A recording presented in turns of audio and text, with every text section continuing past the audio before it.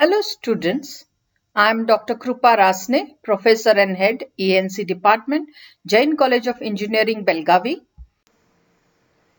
So let us continue with the 7th video of Module 2. In Module 2, we will be referring the textbook MD Singh and KB Kanchandani, Power Electronics 2nd edition, Tata McGraw-Hill 2009. The syllabus as far as we have seen is thyristor, introduction, principle of operation of SCR, static anode cathode characteristics of SCR, two transistor model of SCR in the first video. Then we saw gate characteristics of SCR turn on methods in the second video. Then we saw this turn off mechanism, turn off methods, natural forced commutation. In that we saw class A and class B types. Comparison of transistors and thyristors, gate trigger circuits, resistance firing circuit was seen in the fourth video. Then we saw resistance firing circuit, R firing circuit, some problems, and RC firing circuit with problems. Then we have seen UJT firing circuit, design of UJT firing circuit in the last video. In this video, we are also going to see some problems that are associated with UJT firing circuit and also what is synchronized UJT oscillator. So in the last video, we have seen the UJT as a relaxation oscillator. We have also seen how to design a UJT oscillator. So let us look at some of the formulas that we may need in order to solve a few example problems. So the V peak is equal to eta VBB plus VT. This formula we have derived. V peak is the peak voltage and eta is nothing but the resistance between B2 and B1. So it is basically RB1 upon RB1 plus RB2. VBB is the voltage that is applied between B2 and B1, and VD is the diode voltage around 0.5 to 0.8 volts that can be considered. In some problems, if you required, you can neglect VD and then V peak becomes equal to eta VBB. Also RC minimum. So to design this particular circuit, we will be requiring to find the minimum and maximum value of this RC, which is basically determining the time period of the oscillator. So RC minimum can be got by using the RBBB minus VVV, that is valley voltage, divided by the valley current. Similarly, RC max can be got using VBB minus V peak upon IP. Then we have to find the value of R2. R2 is this resistor which is connected and its value is equal to 10 to the power of 4 upon eta VBB. Then we have got R2 which is also having another formula, that is 0.7 into the summation of two internal resistances RB2 plus RB1 divided by eta VBB. So any of the formulas, depending upon the data available in the problem, we can use any of these formulas. Now tau 1 is nothing but the RC into C, that is the charging time of the capacitor. So that is tau 1, and the capacitor charges through RC. At the same time, the discharging will be done from C to R1. So we have got tau 2 which is equal to R1 into C. We have also derived the time period T equal to RC into C log of 1 upon 1 minus eta, where T can be given as 1 upon F. So if the frequency is given, we can calculate T. One more formula that will help us is VBB equal to I leakage. So the leakage current will flow from VBB to the ground when this is off. So VBB is equal to I leakage into R1 plus R2 plus RB1 plus RB2. So that formula also can be used to find the solutions or to design the values, that is the component RC, C, R1 and R2 of the given UJT.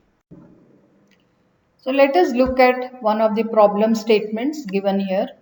A UJT is used to trigger the thyristor whose minimum gate triggering value is 6.2 volts. The UJT ratings are eta equal to 0.66 and Vp IP equal to zero point 0.5 milliamps, IV is 3 milliamps, RB1 plus RB2 is 5 kilo ohms. The leakage current has been given as 3.2 milliamps. V peak is 14 volts and valley voltage VV is 1 volt. Oscillator frequency is 2 kilohertz and the capacitor value is 0.04 microfarads. So let us design the complete circuit as shown here. So you have to find the value of R, C, R1 and R2 with these given parameters. So here we see that the temperature, the time period is equal to RC into C log of 1 upon 1 minus eta. Here T is equal to 1 by F as I told you earlier, which is frequency is given as 2 kilohertz. So take 1 by F as this. So substituting the values, C value is given as basically 0.04 microfarads and this is logarithmic 1 upon 1 minus eta is given as 0.66. So I can evaluate the value of RC which is equal to 11.6 kilo ohms. Okay, we also have this formula V peak is equal to eta VBB plus VD.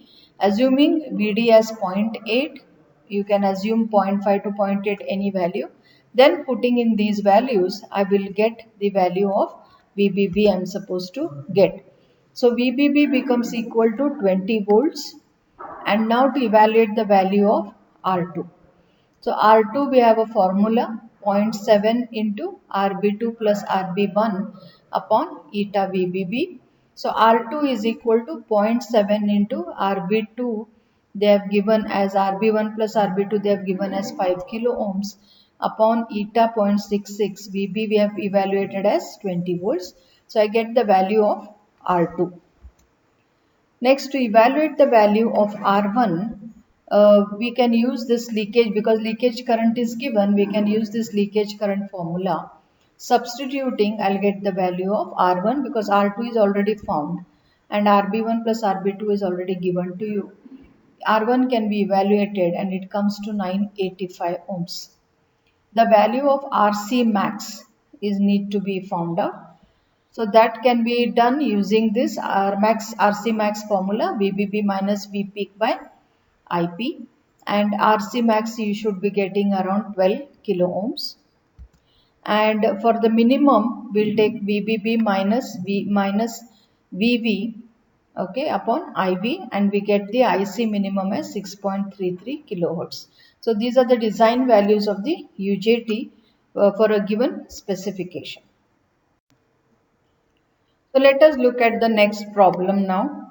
So you are supposed to design an UJT triggering circuit for SCR. Given VBB as 20 volts, eta as 0.6, I peak as 10 microamperes, valley voltage as 2 volts and valley current as 10 milliamps. The frequency of oscillation is 100 Hz. The triggering pulse width should be 50 microsecond. Try to solve it at your end and then you can pause the video here and you can come back for the solution. That is one way of understanding the problem. So the frequency F is 100 Hz. Okay, so we find the period T as 1 upon F. From this I have the period equation T equal to RC into C log 1 minus 1 upon 1 minus eta. Substituting I get RC into C time constant. Okay. Now selecting C value as 1 microfarads. You can select any value from 0.1 to 1 microfarads. Whenever you feel you have no sufficient data, that time the capacitor value can be assumed. Okay. Then RC will be equal to, you can use this formula and get the value of RC. So we have designed, they have asked you to design the values. Next, now continuing with the previous problem, let us go further. We know V peak as eta VBB plus VD. Assume VD as 0.8. I get the V peak value. Once I know V peak, I can evaluate the RC. RC minimum can be evaluated using VV. That is VBB minus VB upon IV. I get RC minimum.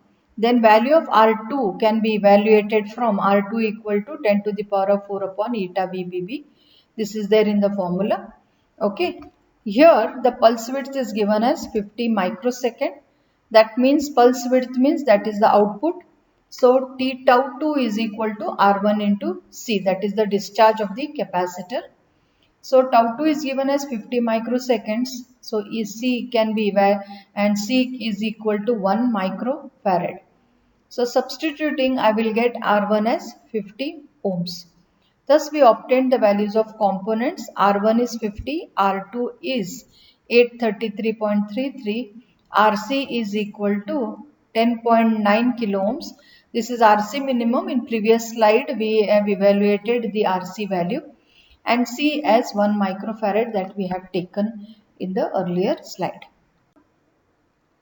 So continuing with the next problem, we have if RE is equal to 1 ohm. So this is the normal UJT biasing circuit where the emitter of UJT is connected through RE to VEE and a bias of VBB is applied between V2 and V1. So in this circuit, if RE is equal to 1 kilo ohms and IV is given as 5 milliamps, determine the value of VEE which causes the UJT to turn off. So the UJT normally turns on when the emitter voltage reaches V peak, and as the voltage starts decreasing and it reaches the valley voltage, the UJT is going to turn off, right? So at the valley point, VE, the voltage at the emitter, is equal to V valley, which is 2 volts. It's been given, and IE equal to IV equal to 5 milliamps. Okay, so we are assuming VV as 2 volts because that is the typical value of valley voltage, and IV is 5 milliamps. So if I use KVL law, I will get VEE is equal to I, that is drop across this RE, that is IE into RE plus the voltage at the emitter between emitter and base 1. So if I substitute the values, I will get the value of V equal to 5 into 10 to the power of minus 3 plus into RE is 1 kilo ohms plus 2 volts of valley voltage, and if I get that, I'll get it as 7 volts. So this is the value of VEE if the below which the UJT will switch back to the off state. So now let us look at another problem. Design a UJT relaxation oscillator using UJT 2N2646 for triggering an SCR. The UJT has following characteristics: eta equal to 0.7, IP as 50 microamps, valley voltage as 2 volts, IV as 6 milliamps, VBB as 20 volts, RBB as 7 kilo ohms, and IEO as 2 milliamps. Also determine the limit of the output frequency of the oscillator. So first of all, let us start solving it by assuming the value of C as 0.1 microfarads. Next, to evaluate R max, I use this formula which has been derived from this, that is RC max is VBB minus V peak upon IP, and V peak can be written as eta times VBB plus VD. VD has been neglected. So substituting for Vp here as eta times VBB, I will get VBB outside the bracket 1 minus eta. So VBB into 1 minus eta upon I peak. So VBB is 20. 1 minus eta is 0.7 divided by I peak is 50 microamperes. So micro means I take 10 to the power of 6 on top. So I get 120 kilo ohms, and R minimum can be got from this formula where VBB minus VV, valley voltage, upon IV. So VBB minus valley voltage is 2 divided by IV is given as 6 milliamps. Solving this, I will be getting 3 kilo ohms. So the approximate value of R2 is another resistance. This formula can be used directly and we get R2 as 714.29 ohms. Let us look at another problem. A UJT relaxation oscillator using UJT 2646 with these parameters given, eta as 0.63, VBB as 20, V peak as 13.2 volts, I peak as 50 microamperes, VV as 2 volts, IV as 6 milliamps and RBB as 7 kilo ohms. Leakage current has been given as 2.5 milliamps. Find the minimum and maximum time period of the oscillation. So we have to find the time period, minimum and maximum time period of the oscillation. So here we are going to assume C as 0.1 microfarads. So we have this formula, R max is VBB minus V peak upon I peak. Substituting these values, they are all given here. I will get the value of R max as 136 kilo ohms. Similarly, R minimum can be evaluated with VBB minus VV by IV. Note that when I say R, I mean RC max and RC minimum, same thing. And evaluating these values, I'll get R minimum as 3 kilo ohms. So approximate value of R2, I can use this value 10 to the power of 4 upon eta VBB. I get 794. So I got the R max and R minimum value of this potentiometer. I have got the value of R2. To find the value of R1, I can use the leakage current they have given as 2.5. So it can be given as R1 is equal to VG minimum, okay, upon leakage current. So VG minimum they have given as 0.7. Now VG minimum is the drop across the diode divided by the leakage current is 280 ohms. Now to evaluate T max and T minimum, I can use this formula RC log 1 upon 1 minus eta. I'll use the value 136 with R max. Okay, I'll be getting T max. And if I substitute 3 kilo ohms for T minimum, the value of R, then I'll be getting the minimum T minimum value 0.3 milliseconds. So this slide basically shows how an UJT based relaxation oscillator is used basically to trigger an SCR.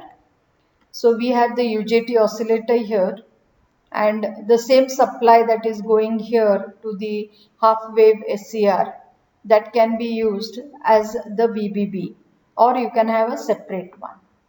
Now the output, when the here we are going to take the output at V1 across this resistance, and here we are going to get the train of spikes, right? And that can be connected directly through to the gate of this SCR. When it is forward biased, it will be forward biased because we are connecting a positive voltage. So whenever the spike comes, the SCR is going to conduct. Okay. Instead of directly connecting, we can use a pulse transformer. So that will also use to isolate the two circuit diagram. So this is how an UJT can be used to trigger an SCR. So this is a very simple circuit, right? So in the previous slide, we saw how an UJT is used to trigger an SCR. Now this circuit is called as a synchronized UJT triggering circuit. The basic difference between this circuit and the earlier slide circuit is, here we are using AC as the input and followed by a bridge rectifier. So this will convert your AC to a DC voltage. This DC voltage is further stepped down by using a Zener diode to the Zener voltage. Okay, so around whatever 4.7 volts, whatever is the Zener rated value, that voltage will act as the VBB that we saw for the RC charging of this capacitor. So VZ voltage, now note that here we are going to get a rectified output, right? And here we are going to get that every positive rectified will be clipped at the value of VZ. We'll see the waveform in the next slide. And now that is going to act as the VBB, or the bias voltage for this UJT. The UJT, whenever it turns on, the capacitor is going to discharge through B1. B1, the primary winding of a pulse transformer is used, and here at the secondary we have two transformer windings which can be given to two separate SCRs, G1 and G2, with cathodes C1 and C2. So this basically drive it, you can drive two separate SCRs. Maybe one could be used to trigger when it is forward biased, and the other SCR can be triggered when it is forward biased. Okay, so this is called a synchronized because the same AC supply that I am using to generate these pulses, the same AC supply can be used for the main power devices such as the SCR1 and 2. So the UJT, which is used to trigger the synchronized firing circuit, the waveforms are shown below. This is basically the voltage across the capacitor, that is at the emitter, and these are the output pulses that are generated at the B1 terminal, that is the primary of the pulse transformer. So this is the pulse voltage and this is your VDC, and the pulse can be triggered at an angle of alpha here. Okay, so how that is happened is the capacitor voltage, see this is the output of the rectifier, the dotted lines that you see, that is nothing but the AC input has been converted to a rectified to a full wave rectified output, and output of that is basically given to R and Zener resistance. So the Zener voltage in the reverse bias, we know it will clip these rectified voltages at a Zener voltage. So this is the output that I am going to get, or VZ, that is going to come across R and C. And this, the dotted line shown here, is the minimum voltage required or peak voltage required for the capacitor to charge, and once it reaches to V peak value, it will turn on the UJT and it will discharge. So that the slope of this depends upon the RC time constant. So as where it is positive, note that the capacitor starts to charge, okay, and when it reaches the V peak value, it is going to discharge. So when it discharges through the primary of this pulse transformer, I am going to get an output pulse. After it discharges, again, if the input is still available in the positive, again it will start charging, because now once it discharges, right, the UJT becomes off again. Okay, once the UJT becomes off, the capacitor is again free to charge. So it will start charging, again reaches V peak, again it discharges, and again I get a pulse. So second pulse comes to trigger the SCR. So like that, in one half cycle, I may able to produce multiple or a train of spikes. So the SCR can be fired any of these pulses from 0 to 90 degrees, or at a time when it is forward bias, or that SCR which is forward biased by this positive half cycle. So same will happen for the next half cycle, right? The same voltage is going to charge this RC circuit, and the capacitor will charge, reach the V peak value and discharge. So two pulses in this has been generated in this diagram, and two pulses have been generated in this. Like that, I can have multiple pulses generated based on the RC value. So the slope depends upon the RC value. So in this particular case, we have shown only two pulses in each cycle. Okay, so like that, the first pulse normally is used to will trigger the SCR. So this is how a synchronized pulse triggering circuit can be generated using the UJT relaxation oscillator. So continuing with the operation of synchronized UJT triggering circuit, let me brief you again. The synchronized UJT triggering circuit is as shown in that figure. The diode bridge D1 to D4, it rectifies AC to DC. The resistance R1 lowers the EDC to a suitable value by the Zener diode and the UJT. The Zener diode Z is used to clip the rectified voltage to a fixed voltage Vz. The voltage Vz is applied to the charging circuit RC.